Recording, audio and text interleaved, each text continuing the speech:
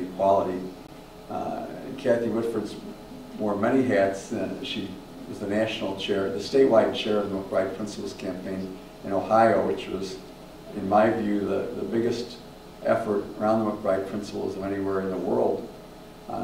Currently, she was recently the regional director of the Irish Northern Aid Committee and is currently the Cleveland Freedom for All Ireland Committee chair for the Ladies Ancient Order of Hibernians.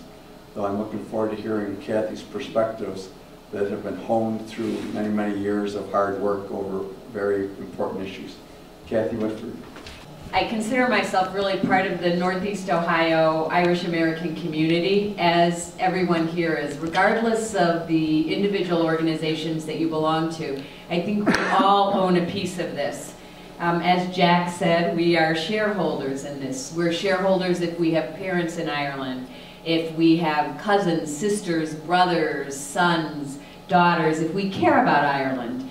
This should be very important to us, as important as the music, the culture, visiting, and the other activities we have, being able to support people in Ireland. I think it's our responsibility, and it's our responsibility for two main reasons. The first reason is that the United States government has foreign policy for every country. And it's a little overwhelming if you think about it that way. There's no way to be educated about the U.S.'s foreign policy in every country. But we can be very educated and active in the U.S. foreign policy about a few countries. And I would say, if we consider ourselves Ireland, that Ireland should be up there. The war is over, but as Conor pointed out, there's still a lot of issues, there's still a lot of things that we should be involved in, and there's still a lot of things that we should expect and demand of our government in their foreign policy for Ireland. And this is very important right now. We should demand that they are involved in pushing for a united Ireland and the human rights issues that we've cared about in the past. We also have to help show those we love in Ireland that peaceful methods can work. You know, we can influence that. It doesn't help that the war ended if people feel that they're not making progress. So they're working very hard internally, and we can, from an external basis, help support them.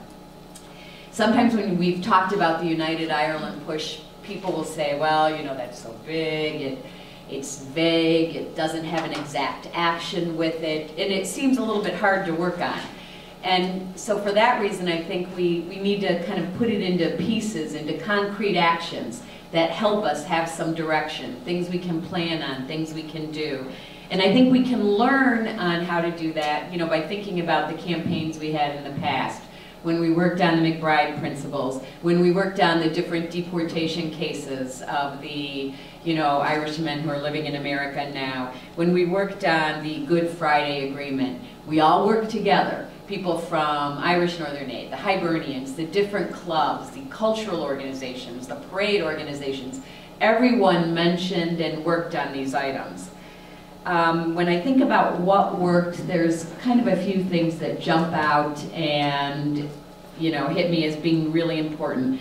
The first is having coalitions where you're working together with people from labor. You know, John Ryan's going to talk next, with people from Social Justice Committee, with people from different types of organizations, as well as all of us involved in Irish American organizations, you know, working on specific activities.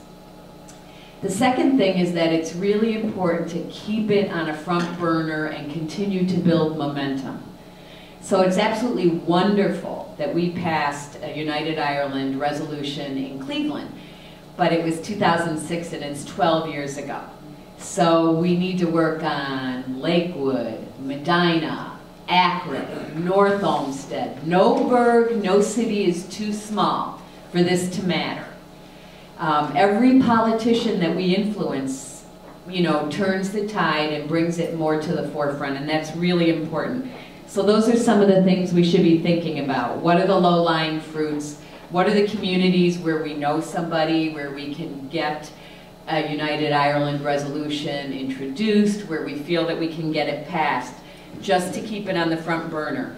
In addition to that, in order to keep the momentum going, we need to have newspaper letters to the editor, different press articles. The more opportunity we have to get it out there, just like, you know, with Conor going to Jerry Quinn's radio show, Roger's show, the more we can do to really bring it up. Having one of you even speak at a local high school or college or whatever you can do to bring this to the attention of a group that might not be aware of it, it might not be on their radar. We need to bring it onto their radar. And the more we can do to influence politicians. So Congressman Kucinich has a representative here. Who else do we expect action from? Who else do we want to see? Who in your area would you like to see a representative come to these type of lectures and talks? And I think that we need to say, as Irish Americans, it's our expectation that that's the response we get from our political officials. So those are the things I think that are important, and I think if we split it up like that and get concrete actions, that will help us to move forward over the next year to two so that we can really see more cities that have resolutions passed, more groups that discuss it, more high school history classes that talk about it, more religion classes in some of the Catholic schools that pay attention to these issues. So, thank you.